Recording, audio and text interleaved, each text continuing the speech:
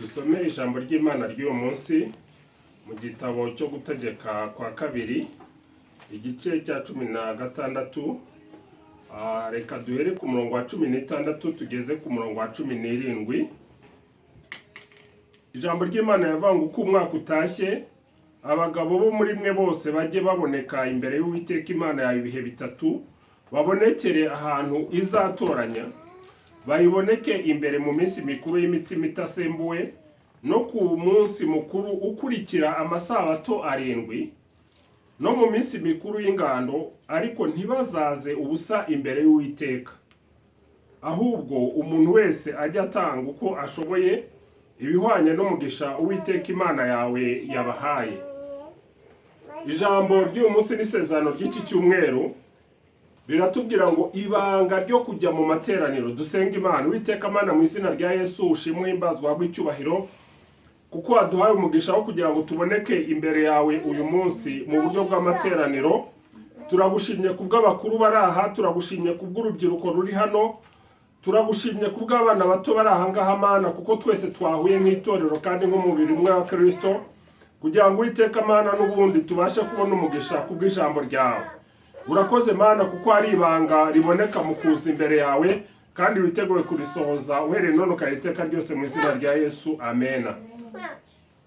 Imana ishimwe cyane rero kuko yongeye kutugirira neza uyu munsi, tukaba tubashije kuboneka imbere y'Imana mu buryo bw'amateraniro, kandi ndabizi neza yuko Imana yagambiriye kuguha umugisha.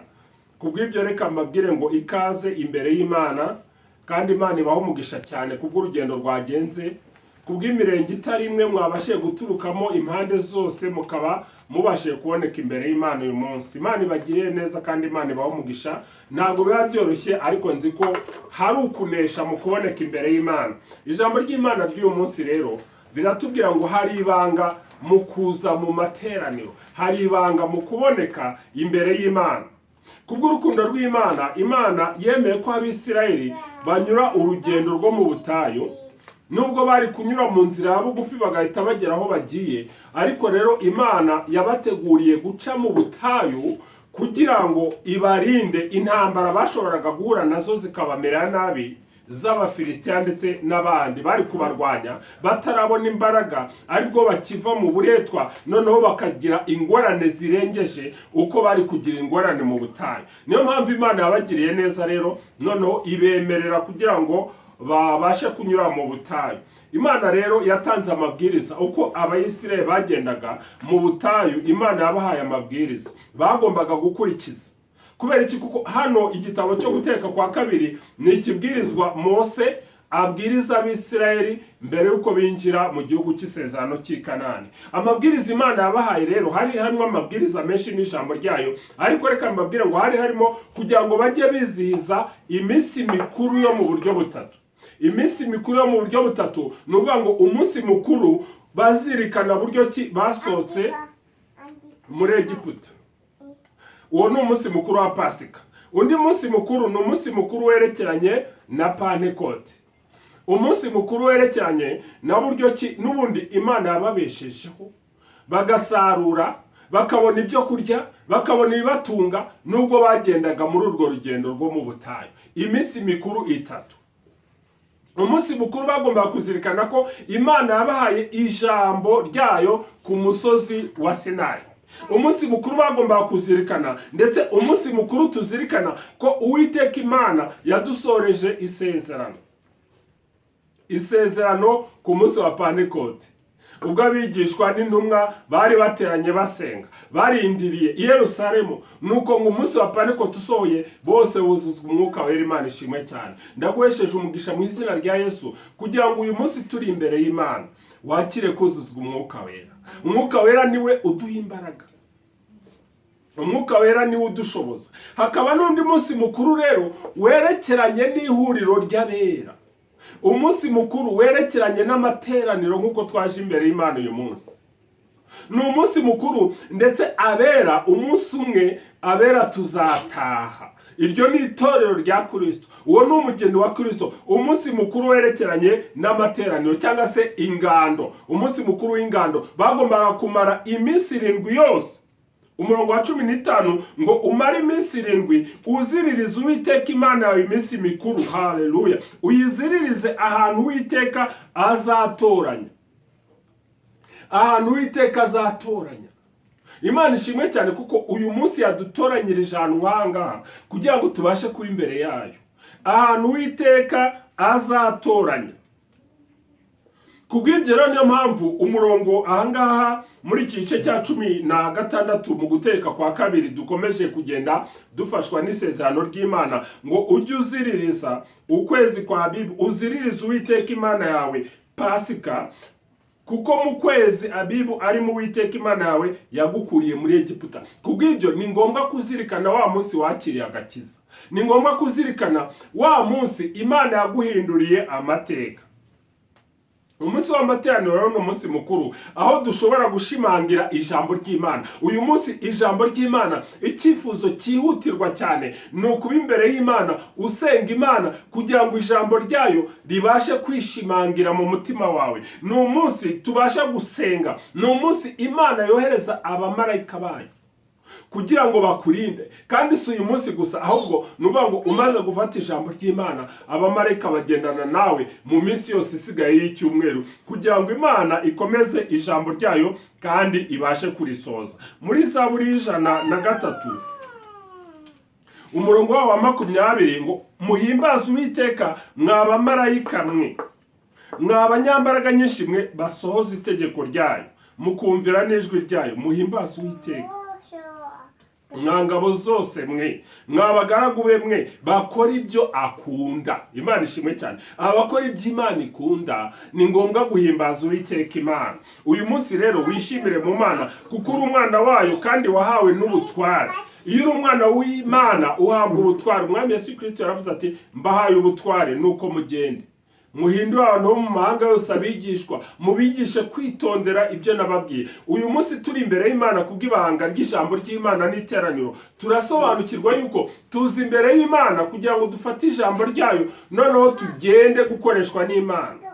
Aho tuzirirwa mu cyumweru mu minsi yose igize icyumweru kuva ku wa mbere ku wa kabiri ku wa gatatu, aho hose tukaba tuzirikana rya jambo Imana yaduhaye. Imana ishimwe cyane. Bitwongerera imbaraga z'umwuka ndetse tukabasha kugenda tugahamya Kristo. Ibanga ryo kujya mu materaniro rero, reka duhere ku ngingo ya mbere ivuga ngo mu materaniro ni umwanya mwiza wo kunezererwa Imana. Tuza mu materaniro kugira ngo tubashe kunezererwa Imana. Nuvuga ngo nukuza umaze gutera intambwe ukaboneka mu materaniro. Ijambo ry'Imana muri Matayo 18:20 ngo aho 2 cyangwa 3 bateraniye mu izina ryanjye ndaza nkaba ndi hagati muri bo. Nuvuga ngo tuza mu materaniro kugira ngo tugire ubusabane n'Imana. Iyo ni ingingo ya mbere yecyanye n'ibanga ryo kuza mu materaniro. Nukugira ngo ugirane ubusabane n'Imana, ngirane ubusabane n'Imana, mbashe kuramya Imana, mbashe kuza imbere y'Imana no gushyira icyubahiro cyayo hejuru. Iyo ni ibanga ryo kuza mu materaniro. Kuko nuvuga ngo ndaje Mana ume kukwegera. Iriya ndirimbo twaririmbye ya 35 mu ndirimbo zo gushimisha Imana, ume kukwegera Mana yanjye naho natungurwa n'umwijima. Haleluya. Ndetse naho nahura n'ibibazo nkamera nka Yakobo nkisegura ibuye. Nuvuga ngo Imana iyo tuje mu materaniro tubasha kunezererwa Imana kandi tukayihangaho amaso. Mu materaniro rero dushima Imana kubw'agakiza. Kuki? Kuko tubona n'ijambo ryayo ridushoboza kugira ngo tugire imbaraga, za mbaraga z'umwuka zimenagura imbaraga z'umwijima. Kuba imbere y'Imana rero umwami Dawidi yaravuze ati iyo ndi imbere y'Imana, iyo ndi mu nzu y'Imana bindutira kuba mu nzu z'abami. Ni igitangaza cyane. Umwami nka Dawidi ati kuba imbere y'Imana bindutira kuba mu nzu z'abami. Mu materaniro ufata ijambo ryabwirijwe maze rikagufasha kumara iminsi 7 yose. Kubera iki? Kuko Imana ikomeza ijambo ryayo ikarisohoza. Kubw'ibyo rero tuza mu materaniro kugira ngo tugirane umubano mwiza n'Imana. Imana ishimwe cyane. Tuza mu materaniro kugira ngo turemwe bushya. Icya kabiri, mu materaniro hari icyo uhabwa n'Imana uri imbere yayo. Imana iguha umugisha ikugirire neza, kandi nzi ko waje imbere y'Imana kuko uzi ko hari icyo Imana iguha iyo uri imbere yayo. Ntabwo Imana ishobora kugusezera amaramasa. Reka mbabwire ngo ubundi mu cyumweru hagati tunyura muri byinshi. Hari ibitugora, hari ibiturushya, hari ingendo tugenda. Ibyo bikadusaba ngo tuzi imbere y'Imana kugira ngo itureme bushya. Tuzi imbere y'Imana kugira ngo idusane. Tuzi imbere y'Imana kugira ngo yongere idusubizemo imbaraga, kugira ngo tutazateza impanuka. Namwe mutekereze, n'imodoka ubwazo zigomba kugira umwanya zikajyanwa mu igaraje kugira ngo bongere bafunge amaburo neza, kugira ngo igende ikorerwe kontrole. Natwe dukeneye kontrole kugira ngo tuzi imbere y'Imana. Niyo mpamvu twafashe umwanya wo gusenga kugira ngo twiyezeho ibyaha byacu, kugira ngo tubone umugisha imbere y'Imana. Ijambo ry'Imana riravuga ngo nuko abegera Uwiteka Imana muhabera nk'uko nayo ari yera. Imana ishimwe cyane. Kubwo ibyo rero mu materaniro hari icyo duhabwa turi imbere y'Imana. Nanone ngarutse ku mwami Yehoshafati. Umwami Yehoshafati ndagira ngo twumve ibanga ryerekeranye no kuba imbere y'Imana, kuko hari abantu bakibikinisha batabasha kubona ko ari ngombwa kuba imbere y'Imana. Ijambo ry'Imana mu Baheburayo igice cya 10 umurongo wa 25 bavuga ngo mwe kwirengagiza guteranira hamwe nk'uko bamwe bajya bagira, ahubwo uko mubonye uburyo murushaho kugenza mutyo turushaho kuba imbere y'Imana. Umwami Yehoshafati yahuye n'ibibazo bimukomereye cyane mu ngoma za kabiri igice cya 20 umurongo wa mbere ngo hanyuma y'ibyo Abamowabu n'Abamoni hamwe n'Abameunimu batera Yehoshafati bajya kumurwanya. Urumva abami bishyize hamwe, ibihugu byishyize hamwe, byari bimuzengurutse bati twishyire hamwe, dushyire ingabo hamwe tujye kurwanya Yehoshafati. Icyo cyari ikibazo gikomeye cyane, cyari ikibazo gikomeye cyane nk'umwami Yehoshafati ugiye kugabwaho ibitero n'abami bishyize hamwe. Umurongo wa 3 haratubwira ngo Yehoshafati aratinya, ariko muri uko gutinya kwe yihata gushaka Uwiteka Imana ishimwe cyane. Nihagira ibitero biguhagurukira ujye wihatira gushaka Uwiteka. Ibyo nibyo twita amateraniro. Imana iguha umugisha kuko usobanukirwa yuko amateraniro ari inzira yihuse yo kunesha urugamba. Ngo nuko Yehoshafati aratinya yihata gushaka Uwiteka, ndetse ntabwo yashatse Uwiteka wenyine, ahubwo yategetse Abayuda bose kwiyiriza ubusa no gushaka mu maso y'Imana. Imana ishimwe cyane. Uyu Yehoshafati kandi ndagira ngo nkubutse ko mbere yuko bamugabaho ibitero hari ikintu cyiza yari yakoze. Mu ngoma za kabiri igice cya 19 umurongo wa 4 ngo nuko Yehoshafati aguma i Yerusalemu, bukeye arongera arasohoka arambagira mu bantu be ahera i Berisheba ageza mu gihugu cy'imisozi cya Efurayimu. Abagaragu abagarura ku Uwiteka Imana y'abasekuruza. Yehoshafati yagaruye abantu bose ku Mana, ariko amaze kubagarura ibihugu bimukikije bimugabaho igitero. Bimugabyeho igitero yakoze iki? Yashatse mu maso y'Imana. Nawe nugira ikibazo ujye ushaka Imana. Nubona ibintu byagukomeranye ngo nuko Yehoshafati yihatira kujya mu materaniro. Imana ishimwe cyane. Asenga Imana. Umurongo wa 10 ngo nuko none dore Abamoni n'Abamowabu n'abo ku musozi Seyiri abo wabuje Abisirayeli ko babatera ubwo bavaga mu gihugu cya Egiputa, ahubwo bakanyura hirya ntibabarimbure. Umurongo wa 13 ngo nuko Abayuda bose bahagarara imbere y'Uwiteka bari kumwe n'abana babo batoya n'abagore babo n'abana babo bakuru. Imana ishimwe cyane. Uyu munsi twaje imbere y'Imana turi kumwe n'abana bacu batoya. Uyu munsi twaje imbere y'Imana mu buryo bw'amateraniro. Noneho umurongo wa 22 ngo batangiye kuririmba no guhimbaza Uwiteka, ashyiraho abo gucira igico Abamoni n'Abamowabu n'abo ku musozi Seyiri bari babateye i Buyuda, baraneshwa. Imana ishimwe cyane.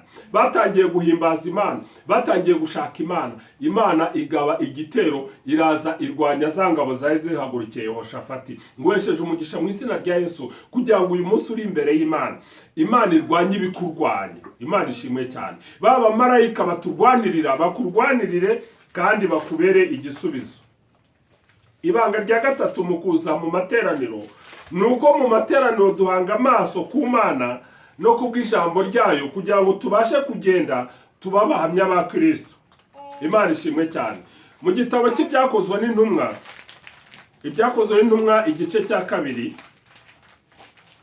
tubona yuko itorero rya mbere abizera bo mu itorero rya mbere bazaga imbere y'Imana mu buryo bw'amateraniro, bamara kuva imbere y'Imana nguku bagafata ijambo ryayo bakajya guhamya. Umurongo wa 46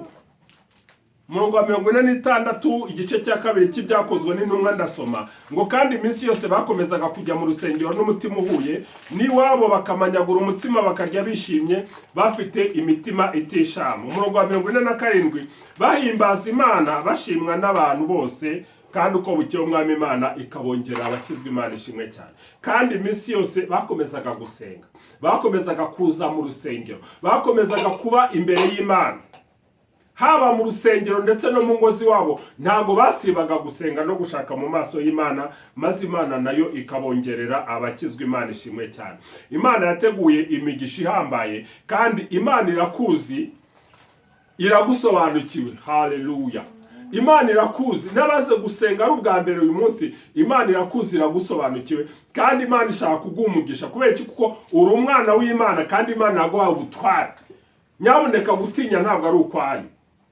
Icyo tugomba gukora ni ukwivanaho imitwaro, ya mitwaro ituremerera, imitwaro yo kwiganyira, kwibaza uko imbere hazaza. Ibyo kwiganyira hazaza ibyo ntabwo ari ibyacu. Dufate isezerano ry'Imana kandi dufate ugutabarwa kw'Imana. Niyo mpamvu Imana izi imigambi igufitiye, ndetse yigeze kubwira Yeremiya ubwo yaragikingiraniye mu nzu y'imbohe ngo ntabaza ndagutabara nkwereke ibikomeye ndetse biruhije utamenya. Ntabaza ndagutabara. Uwiteka Imana yashaka kugutabara. Uwiteka Imana igufitiye imigambi myiza.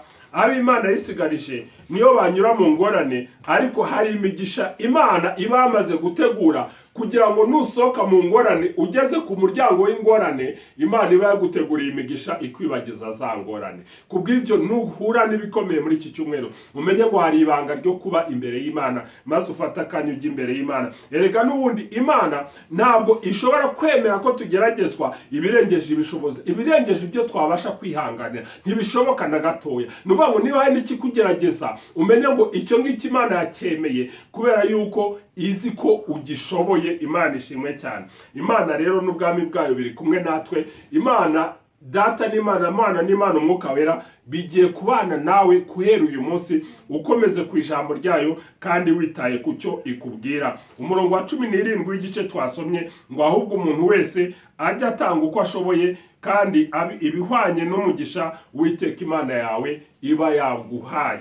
Imana iguha umugisha rero kubwo gutanga igihe cyawe kugira ngo uboneke mu materaniro. Imana iguha umugisha kubwo gutanga ku butunzi bwawe, kubwo kubaka umurimo w'Imana. Imana ikugirire neza kandi Imana igutabare. Ya Mana yatabaye Yehoshafati nayo igutabare kandi ikurwanirire, maze uyu munsi umaze gufata ijambo ry'Imana n'ubundi ugende nk'umuhamya wa Kristo, kandi ijambo ry'Imana rigendane nawe iminsi yose yo mu cyumweru hagati, kugira ngo Imana iguhe igisubizo mu byo ukora byose. Dusenga Imana.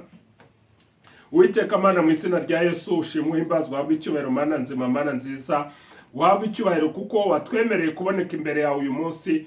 Kandi ni ukuri tubonye yuko ari ngombwa cyane ko tuba imbere yawe, ndetse nk'umunsi mukuru w'amateraniro, umunsi Mana tugirana ubusabane nawe, umunsi nk'uyu twakira ijambo ryawe kugira ngo tugende tube abahamya muri za gahunda zacu naho tuba, kugira ngo duhamye Kristo maze twagure ubwami bwawe. Ngaho Mana urwanire buri umwe wese, maze ututabare mu byaturushya, kandi Uwiteka Mana usohoze imigambi myiza ufite ku buzima bwa buri umwe, uhereye none ukageza n'iteka ryose, mu izina ry'Umwami wacu Yesu Kristo. Amen.